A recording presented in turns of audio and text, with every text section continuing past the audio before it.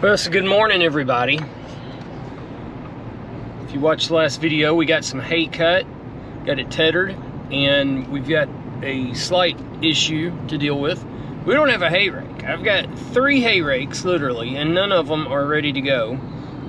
The one that we're gonna try to get back fixed today has had a fairly major failure, and we're headed over here to the shop. We're gonna meet Dakota and see if he can help us get this thing fixed and up and running. So stand by. Just showing up to film you. See, I wasn't here any before 7 because you're one of the last people on earth I'd expect to be on time. So on the weekends, that's true. Yeah, I was taking my time, and I thought I heard you over here. And I looked on the cameras, and I was like, hey, there's Dakota. So what do you think about this? I think we see. This is a problem. Yeah, it's even worse. It's not supposed to look like that. It's worse underneath. And yeah, underneath here, see where it's ripped that gusset and everything out? It's very, very fine. So I'll tell you what my idea is, and you can tell me how ridiculous it is. But I've got what I think is some 3-inch square tube, and it's like probably 5/16, 3-inch thick. That my plan was, and we need to get a good measurement from here to the other side, but actually unbolt this, unbolt the tongue, and just abandon this piece altogether. Put all new, yeah. Just put a new piece of square tubing across. And I don't know if we could ever reuse this flange, or if we just take some flat stock we've got, because I may be able to find some heavier stuff and just build a new flange for it to bolt it back up. And then the only thing we'd have to do is try to get these gussets back on. The good thing is we can reuse this one because it's already broke off. Oh, what, the plates broke off? Yeah. Well, it is partially, isn't it?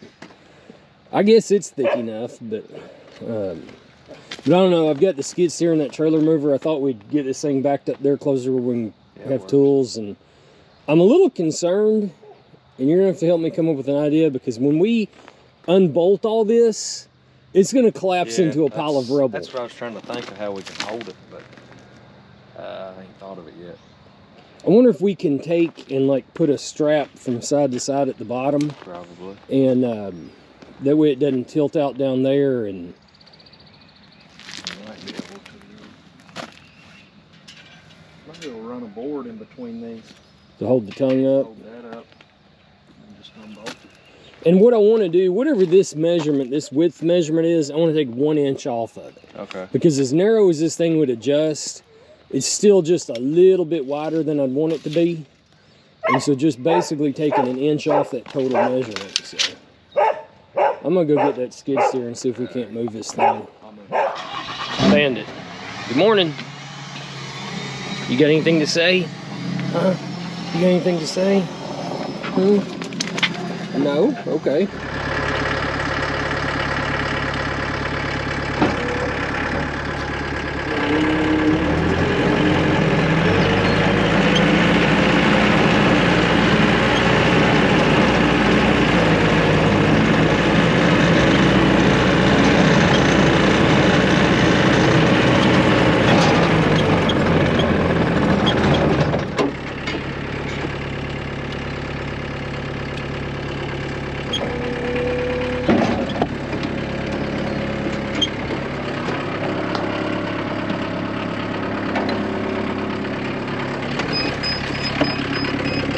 Quick attach would sure be nice.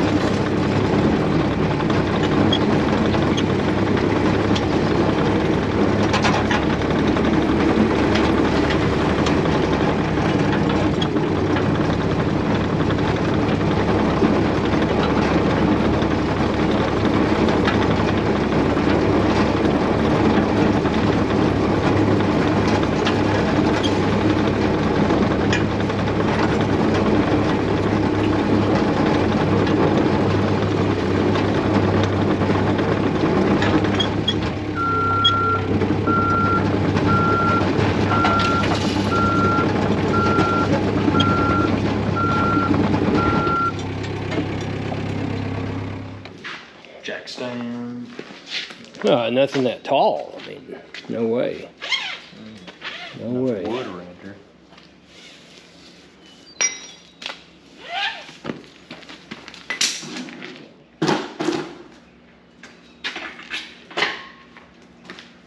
And I'm just, this contraption here is just going in the dump. Actually, you'll probably save this screw and everything. I can see like this being something that you can make something out of. But it's not going back on the rake. We're going to make this simple.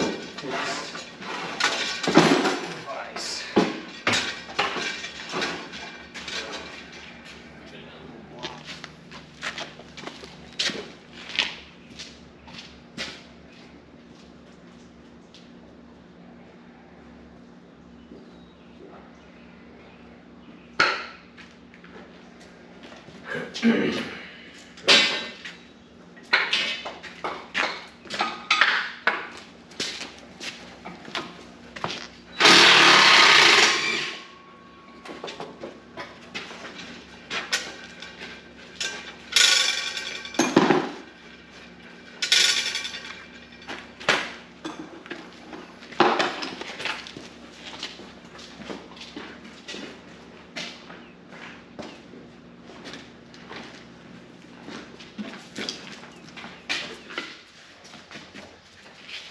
Yeah, I'm just still real curious what this is going to look like when this comes out. Like, I mean, I think the tongue is good, but I'm still wondering whether we've got to worry about it coming in. I guess when we start to move it, we can see and maybe try to go back and cut something to put in between or something, maybe.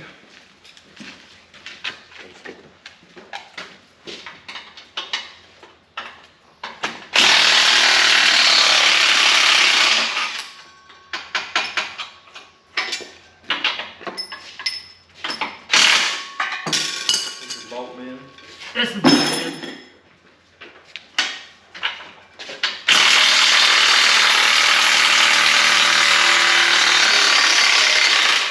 Okay, there's a lot of pressure just. You don't have a 19mm ring? The only 19mm. So I've got like, I think 17 or 18. Then I've got like the big ones where you're up in the 20s. Skips 19. No, 19. And I mean, that was two different sets. And I mean, I haven't lost it. It's just, I don't have it. Never there.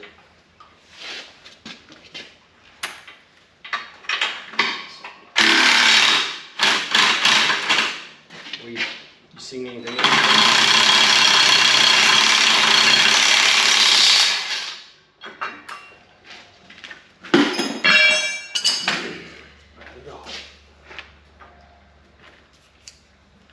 Did you take one of these bolts out? Okay.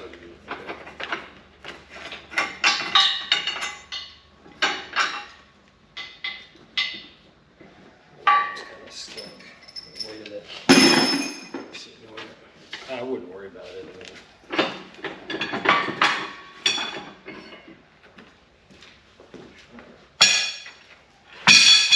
That thing looks like it could have a lot of different wonderful uses to it. We can get that out in a minute. So according to a guy that helped me some, what's it mean when you have a truck like this? Do you remember? No, what did he say? It means he must know what he's doing. Just basically, if you have a cool truck, you know what you're doing. It's clear that you're an expert in your field. And so that's, there's Dakota. He's an expert in his field because he's got a cool truck.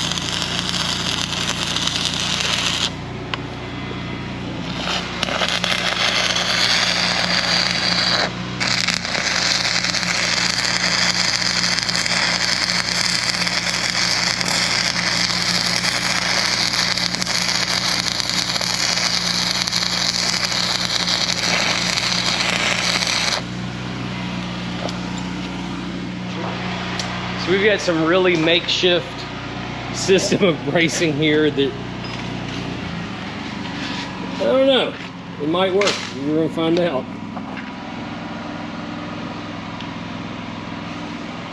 All right, so that back frame piece is out. Good, bad, or otherwise, it's out of there now.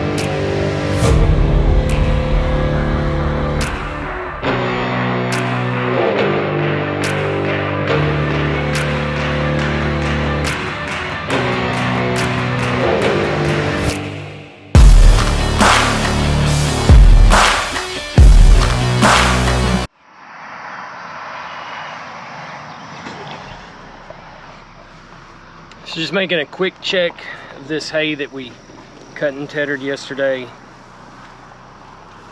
If the sun will stay out and shining, I think we can actually rake and roll this later this afternoon.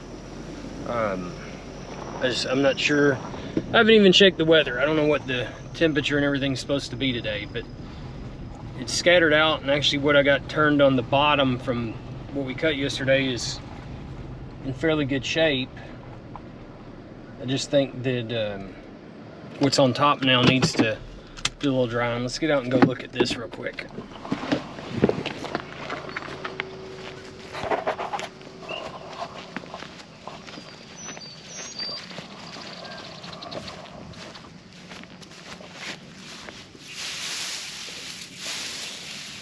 Definitely some green there, but it doesn't really seem to have a ton of moisture like that does. But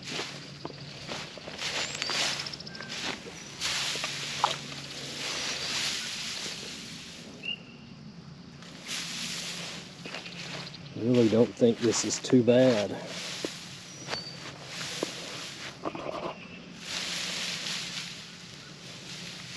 Definitely still has color. Guess that I'll check on it here after a while and see what we think. Alright, so the rake is fixed.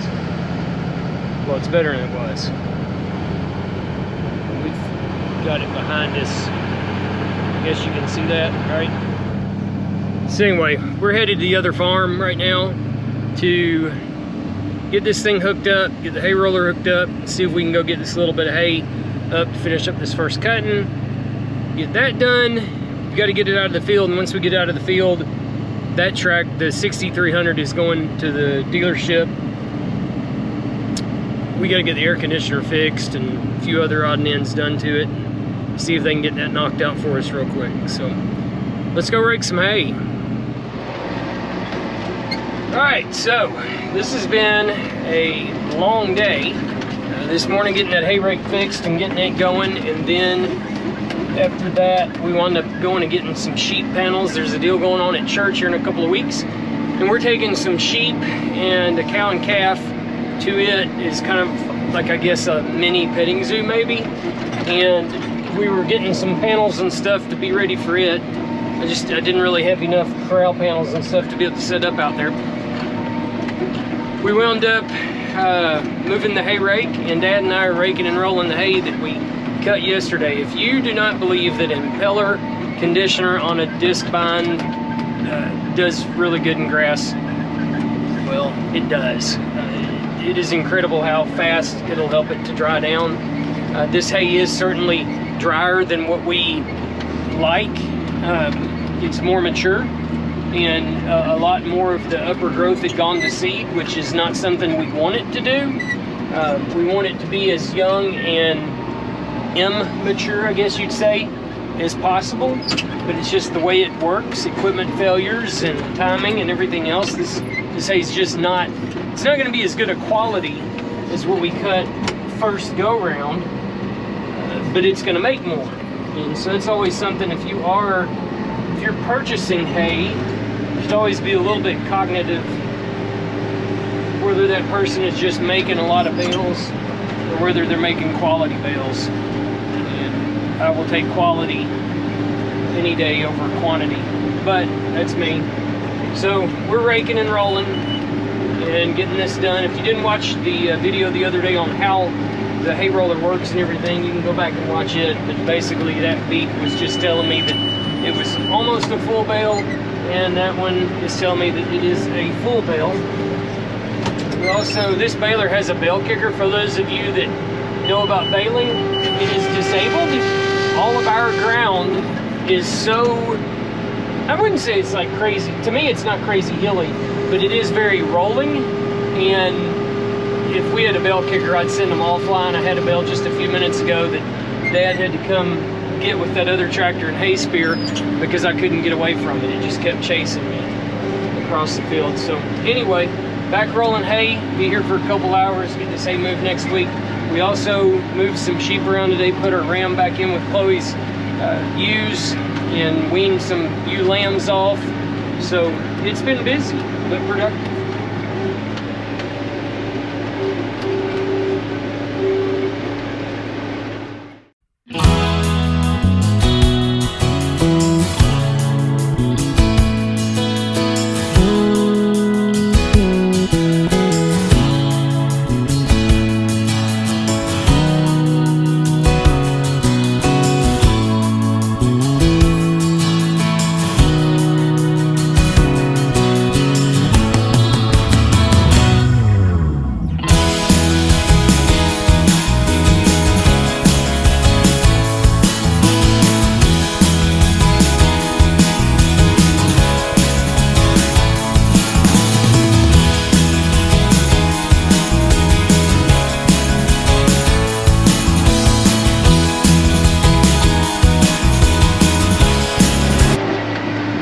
So this is it. This is the end of all of our first cutting hay this year. We'll be, typically we're able to cut early enough that we'll get a couple more cuttings. I don't know whether that'll happen this year or not, but all depending on the rain. We'll for sure get one more, and hopefully we'll get those other two. But we try to sneak one in midsummer, and then we'll get a real light cutting towards the end of the season. But this will, we've got, I think, 2 windrows, a couple little bitty pieces over here to wrap it up. That was Dad calling. Missed a little spot across the road. I'm gonna go pick it up. And that's gonna wind us up for the day. And like I say, for the spring hay cutting, that's gonna finish us up. So I hope that you got a little something out of this video. But we've got more to come. We've got to get these bales moved here in a couple of days, get them out of the field, and then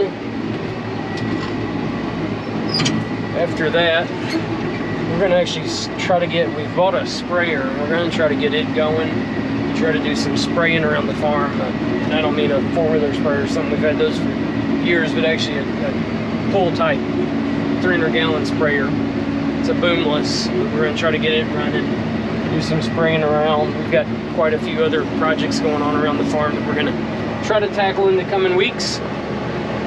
But until next time, I'm Jason, and thank you for watching WPH Farms. Don't forget to subscribe, and we'll see you next time. Thanks a lot.